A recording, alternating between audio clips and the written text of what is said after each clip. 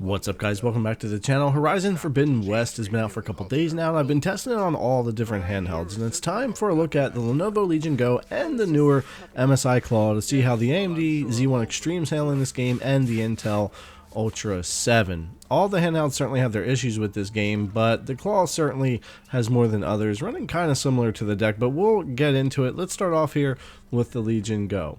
And we are going to be focused on 800p. Going above that really is difficult for this game, and we're just using TAA right here on the medium preset, and we're hovering around 2930 in this opening scene. If I take us from 20 watts up to 30 watts, we'll gain 3 to 4 FPS depending, maybe 5, and that's kind of the way it is throughout this game and many others with that. You go from that 20 to 30, you can gain 3 to 5 FPS, and we'll take a little bit closer look at that as we go throughout the performance here as well.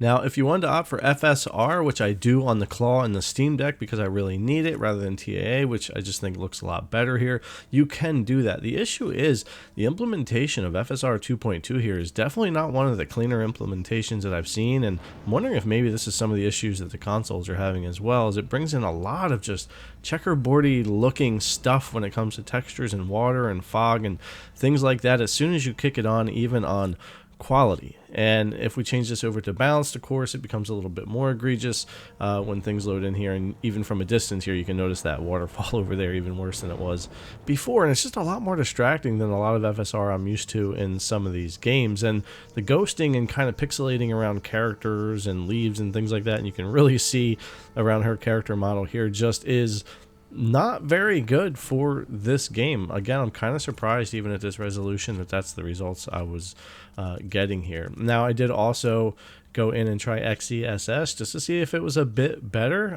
It's what I'm using over on the Claw since it's native to ARC, and it was a little bit cleaner than FSR. It's not quite as bad, so if you want to opt for some upscaling, I do recommend using XeSS in this game over FSR. But for me, ultimately, I just found still a lot of that issue in there for me, and I just stuck with the TAA here and was willing to go with that. I think I'd bump some settings down if I had to over the upscaling. But you can see here the TAA is definitely a cleaner appearance and option here. So again, a lot of times I love FSR or XeSS, but I just feel like there's something off in this game when it comes to how it's being handled. I'm not quite sure what's going on there, but I'm going to kind of stay away from it for now, at least on the Go, because I have the power here with the Z1 Extreme to do that. So getting more into performance and the settings here, again, we are on the medium preset at the 800p here with TAA. And if we look, one thing I do like is the options in this game. So you go to settings here when you're in game, and you can actually change the graphic settings presets right here. And we take quite a hit when we go from medium to low or low to very low. We do gain some FPS, about 3 FPS going from medium to low on that preset, so it is a little bit of a help. 3, 4, 5 FPS maybe that was, and another 2 or 3 FPS going down to very low, which can definitely make the game look pretty rough, especially later on. So if you really want to get more performance, I recommend maybe trying low, see how you do with that. I'm personally going to kind of stick with medium for the video, and I'm really trying that out a lot, but definitely low can gain you another 3 to 5 FPS. If you're docked at 30 watts, you can gain as well, so that can be helpful. But there are areas of the game you're still going to dip and have your issues when you're running around and stuff. There is some shader compilation that does happen while you're playing. It doesn't seem to be too bad for stutters if you're docked on these handhelds.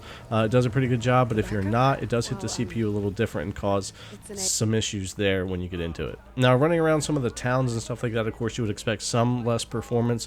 Ultimately, though, very similar to what I'm getting everywhere else, with maybe a little bit more stutter and issue here and there when we're running at the 20 watts. Now, standing here, if I go ahead and kick us into 30 watts, we'll boost up from about 34 to 38 or 39. Again, there is your 3 to 5 FPS increase if you go from 20 to 30 watts. So if you're playing this thing on the Legion Go, your handheld at 20 watts is probably a good place to be for your battery and for your performance. But if you're docked 30 watts, you're definitely going to have a better experience at medium. So handheld, if you don't want to deal with medium like I'm doing, you might want to jump down to low.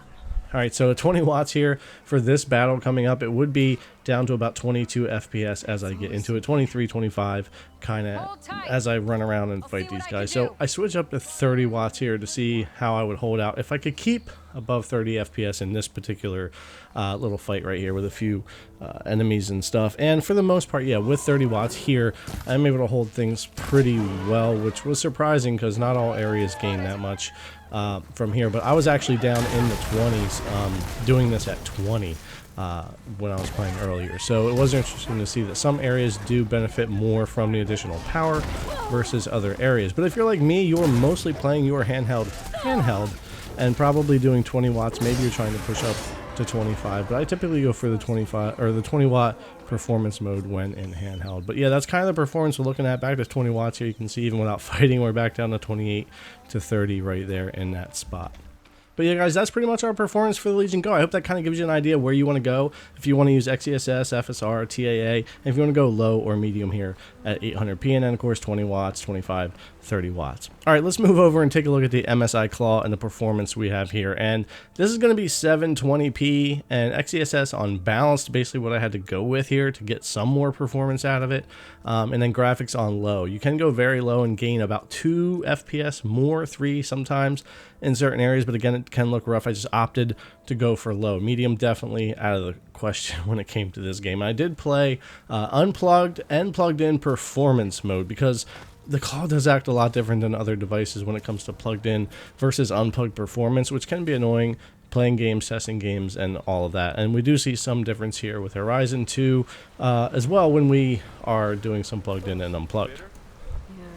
This spot here was about 29 FPS or so, not plugged in, 31 there, plugged in. And as we run around here, yeah, we might bounce up a little higher, but for the most part, we see very similar FPS plugged in versus unplugged in areas where we're like not combat, we're running around like environment and stuff like that. Even like towns and stuff don't always do a lot better. But what happens is the frame times do a little better, the CPU does a little better, and your lowest lows of FPS definitely aren't as low as unplugged, but it doesn't give you ultimately like a lot more performance. Like this spot we come up to winds up at about 30 FPS, and then we switch to unplugged again, and we're still at around 30, 31 here. So it really depends on where you're at, how much you gain. Again, if you're in combat, things get really busy, and the CPU is kind of taking more of a hit. A lot like on the go, being plugged in does help those scenarios. Now, side by side here, you can see the same thing, where we do get more of a boost here when shaders are compiling or we're loading into a different area here when we have plugged in versus unplugged.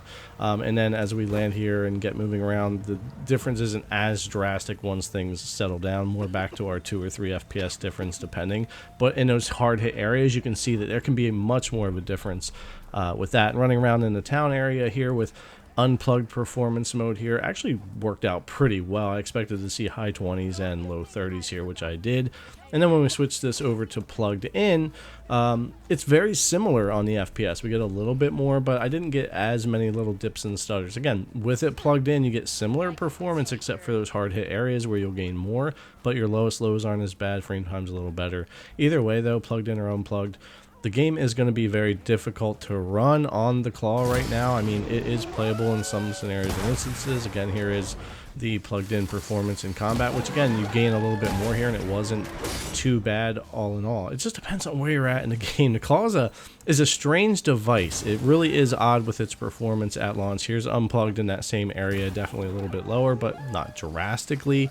Kind of similar to what I was seeing on the Steam Deck. We see that dip down, and then the game, it has the lower lows that happen when it doesn't have that additional power from being plugged in. So that's something to be aware of with the Claw. It's just a different device when you're testing this thing, plugged in, unplugged, performance mode, which is about the same as balanced or AI, and then you have the battery saver mode, which is 20 watts, which wouldn't run a game like this very well. And yeah, it's just a weird device right now trying to test and that kind of thing. But the good thing for me was I didn't experience any crashes during testing the game here on the Claw or the Go, really, for myself. And frame time stayed pretty good, even though FPS would dip down. And I think the game, for the most part, did stay fairly playable, even here on the Claw, with its just jankiness and odd things that will happen from time to time with the Ultra 7 here. But yeah, Horizon Forbidden West here on the MSI Claw. I think it's a playable experience, but again, that's going to be up to you to decide if when you go into those mid-20s and stuff in certain areas, maybe lower later in the game, if that's going to be alright for you. But there you go, guys. That's performance for the Legion Go, the MSI Claw, Horizon Forbidden West. Hopefully this gives you an idea how you want to run the game. Alright guys, thanks a lot for coming to check out the video as always. I really appreciate it, and I'll see you in the next one.